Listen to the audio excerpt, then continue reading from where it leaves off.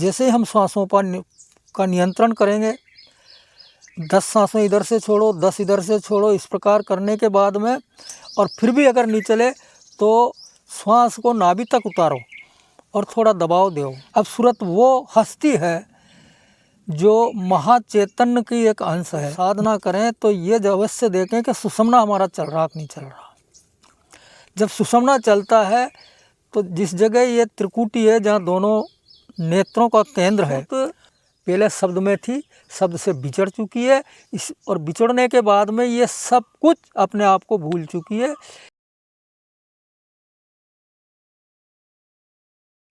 प्रणाम।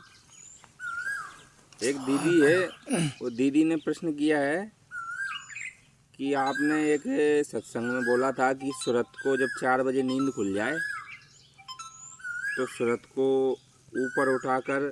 ऊपर उठाने का अभ्यास करना चाहिए, पर ये नहीं बताया कि सुरत उठेगी कैसे या सुरत को कैसे उठाएंगे और ऊपर कैसे उठाना है। मतलब कोई जैसे कोई वस्तु उठाते हैं ऐसे उठाना है और या और कोई विधि, तो उसके बारे में बताएं।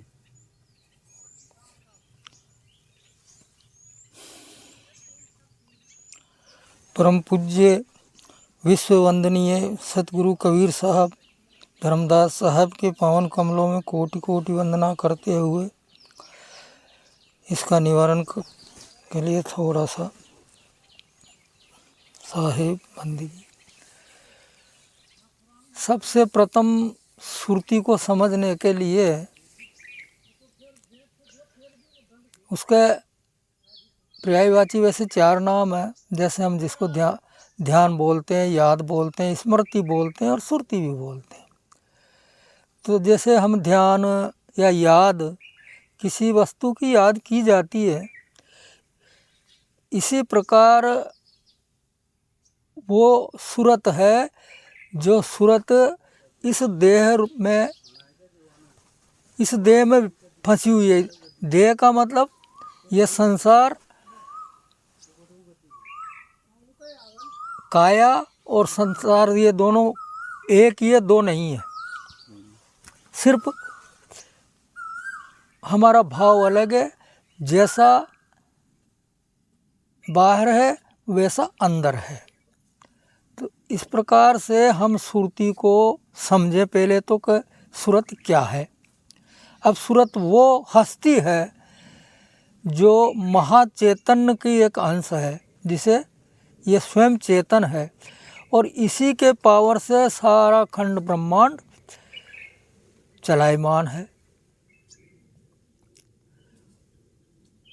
और जब साधना करते हैं उस टाइम पहले ये देखना चाहिए कि हमारा सुर कौन सा चल रहा है, दाहिना चल रहा है या बायां चल रहा है, जिसे गंगा जमुना बोलते हैं।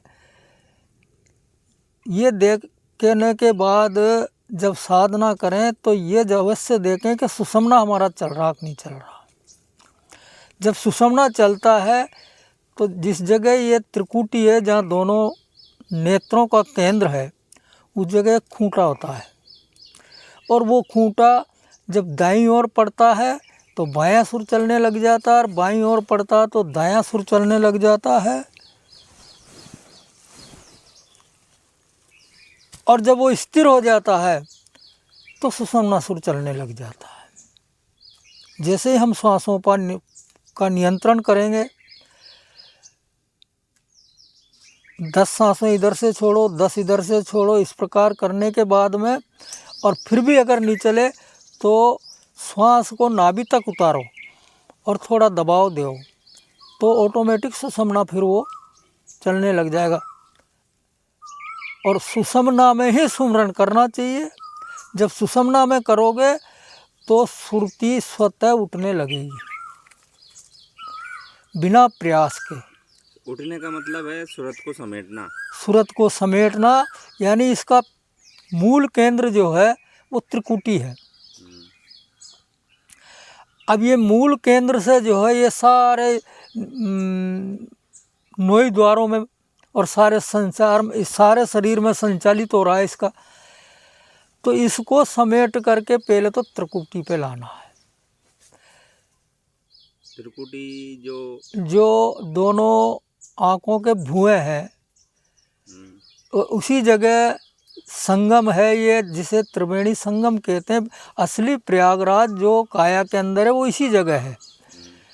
उस जगह पर जब सुरती को हम समेट करके और यहाँ लाएंगे तो ये सुरती आई कहाँ से है? जब यहाँ आएगी और हम जैसे ही ध्यान लगाएंगे उस परम तत्व का, तो ये उस परम तत्व की तरफ ऑटोमेटिक उठेगी। जिस प्रकार से हम पत्थर डालते हैं तो पत्थर का केंद्र पृथ्वी की तरफ, तो वो ऊपर से नीचे गिरता है। अग्नि का केंद्र ऊपर है तो हम अग्नि जलाते हैं तो वो ऊपर जाती है। इसी प्रकार सुरती का केंद्र ऊपर है, लेकिन ये अपने केंद्र से विमुख होकर के जब नीचे आ गई तो इस संसार में अपने आप को भूल चुकी है। अब यह प्रश्न ये उठता कि मैं कौन हूँ? बस यही तो भूल पड़ रही कि मैं कौन हूँ। इस देह को मैं मान बैठा कि सिर्फ ये देह पांच तत्व का जो पिंजरा है यही मैं हूँ, और मेरा जो नाम, जो भी नाम रखा है मैं वही हूँ, और इसी में जो है सारा मानव समाज गुमा हुआ है अपने आप में। अपने आप को ये जानना है कि मैं कौन हूँ। मैं एक चेतन सत्ता हूँ, मैं परम तत्व से बिछड़ी हुई, जैसे सूर्य एक है अनेक नहीं है। सिर्फ भेद ये पड़ रहा है कि जैसे ही हम भिन्न भिन्न मटकों में सूर्य को देखते हैं तो प्रतीत होता है कि ये सूर्य अलग है, वो सूर्य अलग है। आत्मा सर्वत्र एक है, आत्मा अलग है ही नहीं। जब ये भ्रम मिटता है तो भ्रम मिटाना है, और सूरत को, भ्रम कब मिटेगा? जब सूरत हमारी एकाकार होगी, एकाकार होगी, स्थिर होगी, और स्थिर होने के बाद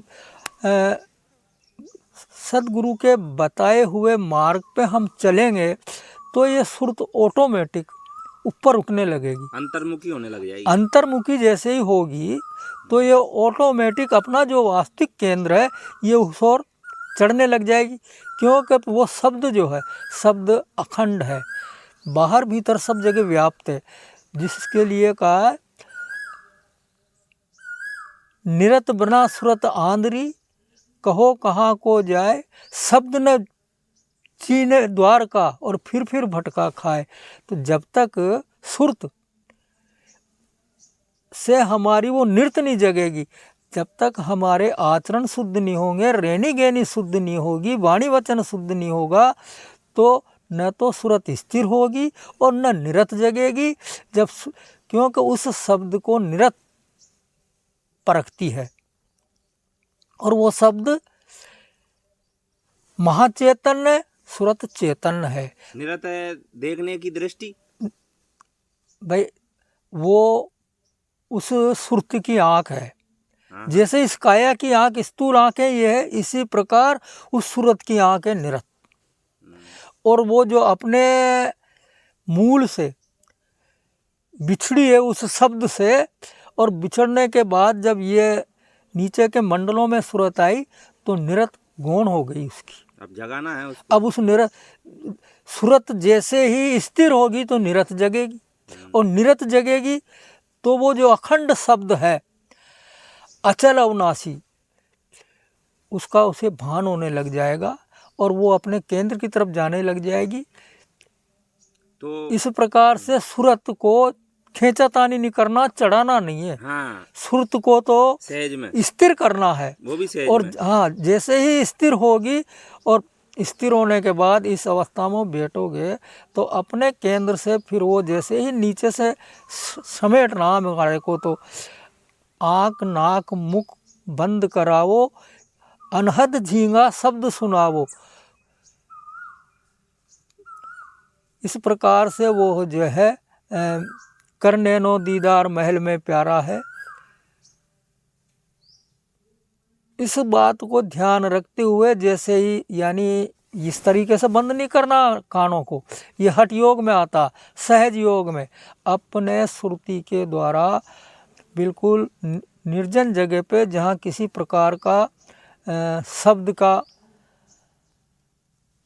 या किसी प्रकार का हलचल नहीं हो, इस स्थान पे जा कर के जब हम ध्यान अवस्था में बैठते हैं तो एक शब्द ऑटोमेटिक गुंजायमान होता है। भीड़ भाड़ में तो वो गौण हो जाता है, इसलिए पता नहीं पड़ता। आप बिल्कुल निर्जन जंगल में भी अगर पहुंचोगे तो शब्द गुंजायमान हो रहे हैं, उसकी आवाज़ साए साए की आवाज़ स्वतः आएगी, वही परिवर्तन होगी धीरे और धीरे। अगर हम बोलेंगे तो ये शब्द टकरा के स्वतः एक ध्वनि प्रकट होगी। वो शब्द है और जो सुरत है, ये सुरत पहले शब्द में थी, शब्द से बिछड़ चुकी है, इस और बिछड़ने के बाद में ये सब कुछ अपने आप को भूल चुकी है।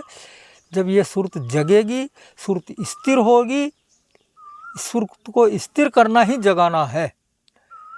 अब जगेगी, जैसे सत्संग चर्चा सुनना करना, उसमें हमने सुरत को समझा कि सुरत क्या है। अभी तो बहुत से लोग सुरत जानते ही नहीं है। जब सुरत को पता पड़ता है कि सुरत वो हस्ती है जिसने सारे खंड ब्रह्मांड की रचना की है, उस सुरत को जो एक प्रकार से वो अंधी हुई है, उसको स्थिर करने के बाद नृत्य जगेगी, और नृत्य जो है अपने केंद्र की तरफ, वो शब्द की तरफ लौटेगी। इस प्रकार से सुरत को स्थिर करना है। बस इसमें ये ध्यान रखना है कि किसी भी प्रकार की खींचातानी नहीं करना, वो तो सहज भाव का विषय है। परमात्मा ने बिल्कुल, साहिब कबीर ने कहा कि ये सहज स्थिति है, इसमें किसी प्रकार की खींचातानी नहीं करना है।